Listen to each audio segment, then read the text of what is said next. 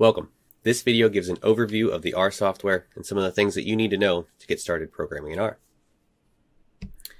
Before we get underway with the actual learning of R, let's just take a step back and think about the big picture for a second. What are we trying to accomplish in this course? Well, really what we want to be able to do by the end of this course is read in raw data. So that is data that's not already in R. We want to be able to then manipulate that data so we can create new variables, maybe subset that data to only include observations that we're interested in. And then we want to be able to summarize the data in meaningful ways. So create some numeric summaries and maybe some plots. So what do we mean by raw data? So again, raw data is the idea of having data that's not available within your software yet. So data that we don't have read into R or RStudio at this point. Here's an example of a raw data set. This would be what we call a space delimited file. And so you can see that this is really just a bunch of text in here. And so the first row up here, you would consider the variable names. And you can see that the variable name values are separated by a space. And then below that, we have the actual observations on our different chemical reactions. And so you can see we have a value for temperature, a space, a value for concentration, space, value for time, space, value for percent. So again, spaces are what are separating the data values here. So we'd call this a space delimited file. And this is not read into R yet, so we would need to be able to learn how to read that in so we can use it and analyze it and do all the fun stuff that we want to do. So before we start learning R again, let's just jump into RStudio and take a look at an example program. So this is what my RStudio looks like. Yours might not look exactly like this, but that's okay. And there's a lot going on here. So let's just try to focus on this area that we see here in the bottom right, this chemdata example.r. This is called an R script. And usually we write our R code in either an R script or in an R markdown document. So we'll do both in this course. But this is an R script that has R code in it. And so this R code that we have in here is going to actually read in that raw data, do some basic summarizations of it, and then do some plotting. And so I just want to talk about this kind of code just for a second. You can see here on line 3, well actually on line 1 and 2 here, we have what are called comments. And so a pound sign in R creates a line of code that's a comment. Whenever you try to submit this to R, R sees the pound sign and says, oh, I'm not going to actually evaluate whatever comes after that. And so there are 2 lines that are comments that are just explaining what this code's about to do. And then line 3 calls in what's called an R package. So an R package is a collection of functions or data sets or whatever that are there and around some central theme. So the read R package is part of the tidyverse. You may have heard of the tidyverse. This is a suite of packages that are really useful in the modern way of sort of programming in R. So when I run library read R, this is going to read in the functions that we need to be able to read in data using the tidyverse. So I'm going to go ahead and submit this code to my console here. And so the console is down here in the bottom left. This is where you actually submit and run your code. So I've just used a hotkey, Control Enter or Control R on my computer, that sends that over here to the console to be evaluated. So these first 2 lines were not evaluated because they were started with a comment, but then this line was library read R evaluated, and now I have access to all the packages from the tidyverse up here. Okay, so now what's this next line of code doing? Well, this line of code is calling the read underscore table function, which is useful for reading in delimited data, especially space delimited data. And this function here takes in 1 argument, and that's this quoted string that is the URL to the data set that we're reading in. So we're just essentially using this read table function to say, I'm going to read in a space delimited file, and here's where that space delimited file is located at this URL. And then what we have going on over here on the right-hand side is we have what's called the storage arrow in R. So this is saying I want to take the result of that function run, and I want to save it in an R object called chemdata. So I'm going to create a new thing that I have access to in R when I run this code. And so you can see up here, RStudio gives us this nice area called an environment. And this shows you what kinds of things that you have read in or created in your R session. And so we have this chemdata object up here that has 19 observations on 4 variables. And these are the different variables and their values. So this is really useful information that RStudio is sort of presenting us with. All right, we have read that raw data set, that space delimited file into R, and now we have access to it in here, which means that we can do things like manipulate it, summarize it, all that kind of good stuff. So what we have down here is another package from the tidyverse called dplyr. This just has common functions for manipulating data. So I'm going to read that package in by sending that to the console. it gets evaluated. Now I have access to all of the functions from that package. And now what I'm going to do is I'm going to filter or subset the rows of my chem data object where the time variable is less than 2. Now, if you're confused about this code, that's fine. We're going to get through all of this in the coming modules. This is just to give you an idea of what our programming is all about, how we write our programs, how they look. So what we're going to do here, again, we're going to take that chem data object that we just read in, and we're going to filter it or subset the rows to only include observations where the time variable is less than 2. So the time variable up here. And what I'm going to do is I'm going to store in a new object called myChemData the result of that function call. So I'm going to submit that to my console. It runs, it evaluates, and now you can see I have 18 observations on 4 variables for this myChemData object that we've just created. And there were 19 observations up here. So essentially I filtered out 1 observation doing this filter call. There's this function called summary, which is a really nice generic function that will take in an object and summarize it in some meaningful ways. So if I run summary on that myChemData object, I evaluate that in my console.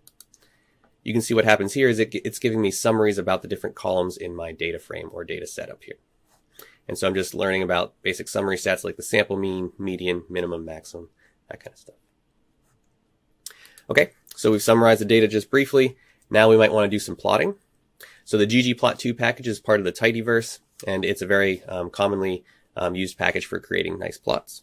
So I'm going to submit that to my console, so I now have access to all those ggplot functions. And now I'm going to run 2 lines of code that are going to create some beautiful plots for us. So there's one plot that is plotting on the x-axis, the concentration variable, on the y-axis, the percent. And then not only that, it's going to also overlay a trend line for us. Similarly, I'll run this next line of code. It'll do the same thing except put the temperature variable on the x-axis. And again, RStudio is this really nice environment for doing your coding because it's going to save all your plots up here and show them to you in a nice way where you can export them or save them however you want. So again, this is all the kind of stuff that we're going to learn throughout this course. So hopefully you're kind of excited about that. All right, so where do we actually begin though, right? You saw there's a lot to learn there. Where do we actually start at? Well, we're going to access the R software through this RStudio program. So R is the actual software that's going to run on the back end. It's going to be what's evaluating and spitting out results. But RStudio is what we're actually going to be programming in. So we're going to send our code through RStudio to R to be evaluated, and then we're going to be able to have this nice programming environment that RStudio provides us. So the first thing we got to do is just explore that RStudio environment and understand what each of the different pieces are. Once we've done that, well, the next step is really to read in raw data, right? To take that data that's not already in R and bring it into R. But in order to be able to do that, is in a sort of knowledgeable way, we need to understand what types of R objects exist for storing data. And so we're going to look at some of the common objects like a vector, a data frame, and a list. And so that's where we're going to start with this course. Okay, RStudio. What is this? What are the main areas that we're looking at whenever we open RStudio? Well, there are 4 major locations that we sort of explored in that little example. There's the console, which is where we're going to submit our code. There's the scripting or viewing windows where we actually were writing our code so that we could sort of save it for later use. There was an area that gave us plots. It also gives us other things like information about those packages that we mentioned. It'll give us help files as well. And then there's the environment area that was in the top right of my RStudio that sort of showed us a visual way of understanding what types of objects we already have in our R environment. Let's look at those in a little bit more detail. All right, what is the console? What is the point of that? That is where you actually send your code or you type your code to actually be evaluated by R. And so R can be sort of the most powerful calculator that you've ever used if you want. You can go down there and put in any kind of mathematical expression that you want and get evaluations from that. One thing to note about R, just in case you come from non-statistical things or non-statistical backgrounds, R for the log functions uses a base of E, so log base E or the natural log. You can also submit code that's going to produce things like plots, like we saw before. So lots of different things can be created there, but the console is where we're going to send our code to actually be evaluated. All right, well, we don't actually usually write our code in that console. We actually usually write our code in what's called an R script or an R markdown file. And that's because whenever you type code directly in the console, it's really hard to get that code back out if you want to rerun it later. And so you might not see the R scripting window right away. You usually will need to open up a new script or an R Markdown document if you want to see that window. But again, the point of this is it's going to allow us to keep our code in a nice way for later use. And you might have seen me submitting things to the console without actually like copying and pasting. That's because I'm using hotkeys. And so hotkeys are really awesome because they allow you to not remove your hands from the keyboard. So you become a much more efficient programmer if you can get some hotkeys down. And so Control Enter or sometimes Control R on a PC or Command Enter or Command R on a Mac. That will submit whatever line of code that you are on in your script to the console. All right, next region would be that plots region. Well, there's more than just plots up there, so you can also look through your files that you have. And if you ever use what's called an R project, the working directory that you'll see up there would be corresponding to that. You can also look at which packages you have installed. You can update your packages.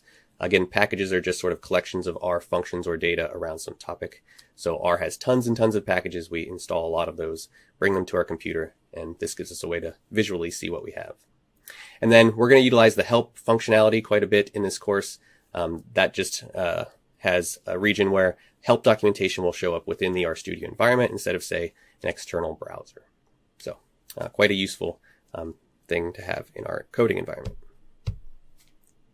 And then lastly, we have this area that has the environment. That's what we're going to focus on in that area. This is, again, where if you create R objects, you're going to be able to see them up there. And the way that we create our objects, generally speaking, is we're going to use this storage arrow. And what we do is we put that storage arrow and we say we're going to store it in this object. So whatever computation or function we're running over here on the right, we're going to store in this object called AVG in this particular case. And then whenever I type AVG into my console, I actually get the result of that function call or of that computation. So that's generally the RStudio environment that we're going to work with. Now, you might say, you might notice that as we go through here that there are certain objects that exist that you can't see in that global environment. And that's because they're sort of built-in objects. And there are a lot of useful built-in objects. There's a couple data sets that are there so that you can just sort of explore them without having to read in raw data.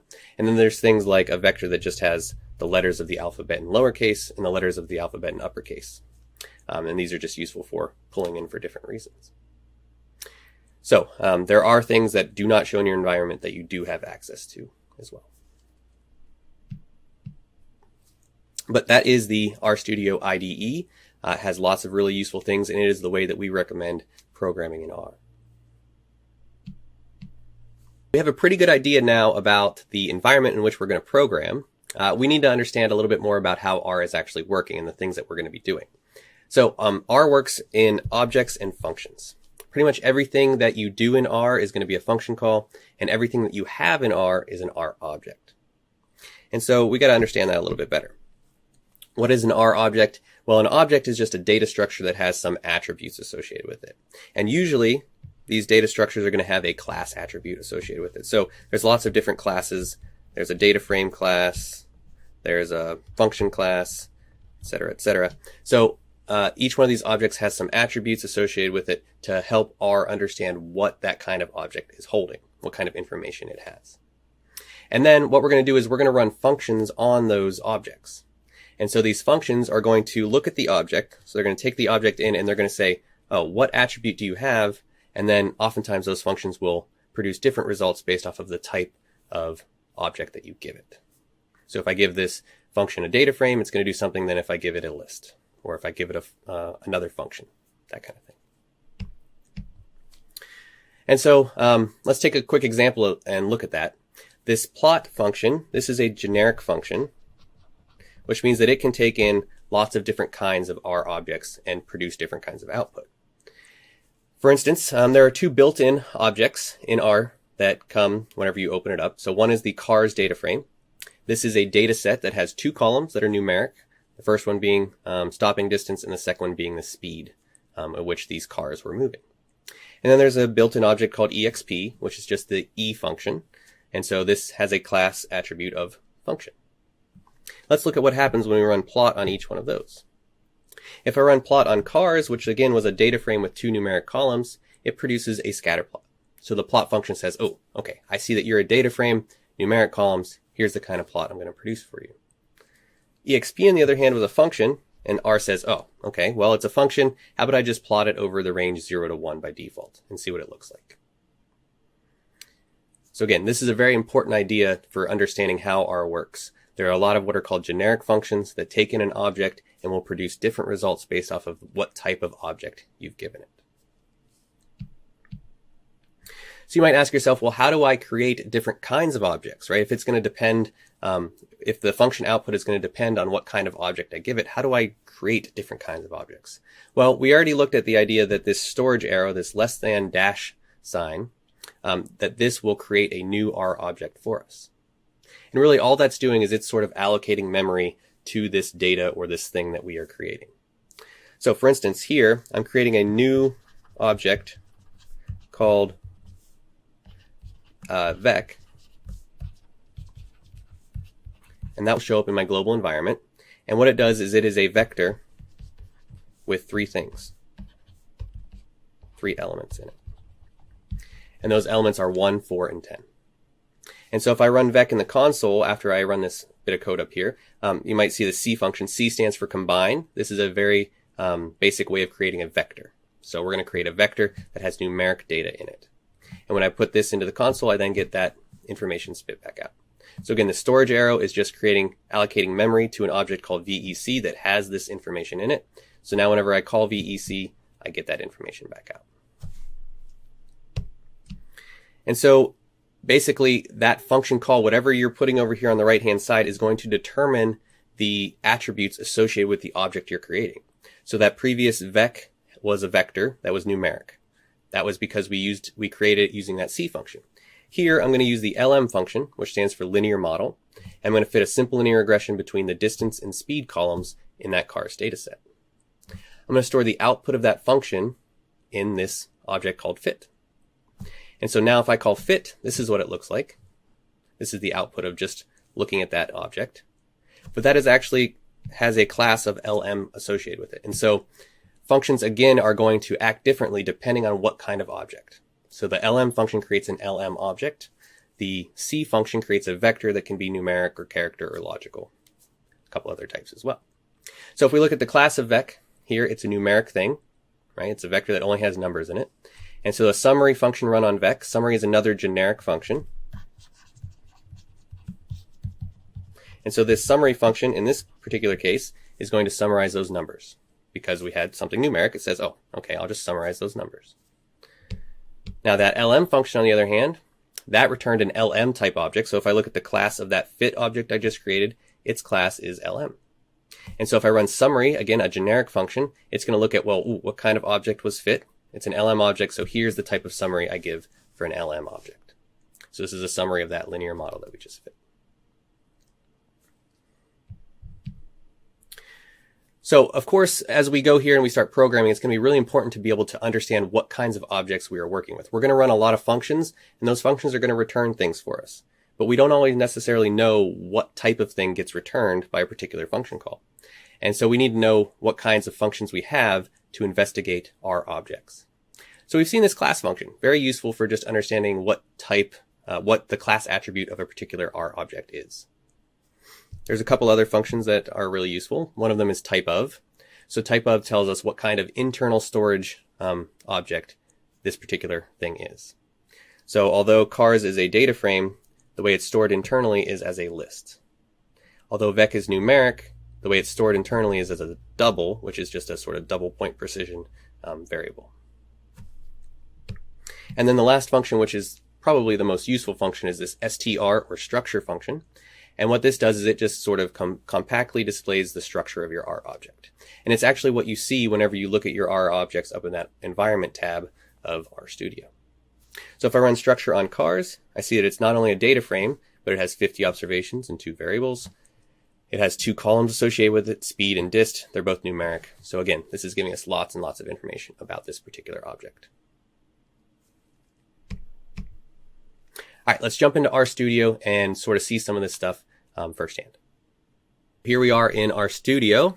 Let's go ahead and first talk about how to make your RStudio more customized, right? So your RStudio, again, might not look exactly like mine. And some of the things that you might want to do would be go up to Tools, Global Options. And these global options will allow you to customize how RStudio looks. The things that I recommend changing, or at least looking at and thinking about changing, would be under this Code tab for one. There's this soft wrap R source files. I always check that because I don't want to have to scroll to the right if I type a really long line of code. And then if you go up to Display over here, so we're on Code, I go to Display, I would show line numbers because that helps when you're debugging. I would also show white space characters. We're going to talk about using R Markdown as a way to type or to actually do our coding while we can write sort of nice narratives as well. And so white space characters are really important when you're using R Markdown. So I recommend checking that box. And then I like to check rainbow parentheses as well. So if you have a lot of nested functions, what this is going to do is it's going to make the actual parentheses color coded based off of which ones match up. And then if you go over here to appearance on the left, you can change the font that you're seeing, the size of the font, and then sort of the coloring and things like that. So I use this Twilight theme just to make it darker. It's easier on the eyes. And I like monospace font. And the last one I'll point out here would be the pane layout. So this is where you can then change what shows up in which corner of your RStudio. I personally like this setup, but other people like to have their source and console on one side and stuff like that. So it's kind of up to you how you set this up. Whenever you've picked all your things, make sure that you hit apply and then OK or just OK so that you save those results. All right, so let's go ahead and create our own R program. You can do that in a couple ways. You can go up here to File, New File, and then RScript. Or notice that it tells you the hotkey for doing it. It'll be Control-Shift-N or Command-Shift-N depending on Mac or PC. So you can click on that, and then that will pop up the editor window over here. So if you didn't have an editor window already, that should then pop it up. We're going to write our first program. Let's talk a little bit about good programming practices. We should probably put a header at the top of our file. A header just is a comment that gives a description of the file and who's writing it. So programs written in videos. That's what we'll call this thing, or describe this thing as. I'll say this is written by me. And we'll just end it with a bunch of comments. So that's just a sort of separator comment. This is what we call a header. When we start using R Markdown, we're not going to have to worry about doing this kind of stuff because R Markdown is going to do all this stuff for us. All right, first, let's go ahead and just think about creating an object. So let's create a vector object with this function called RUnif. So first, we should figure out what RUnif is. We'll go help RUnif. And then I'm going to use my hotkeys. I'm going to hit Control R or Control Enter or Command R, Command Enter. And I'm going to send that code to the console. And so I go down here, it says help RUnif, and it pops up the help in this help viewer. So what is RUnif? What does this function do?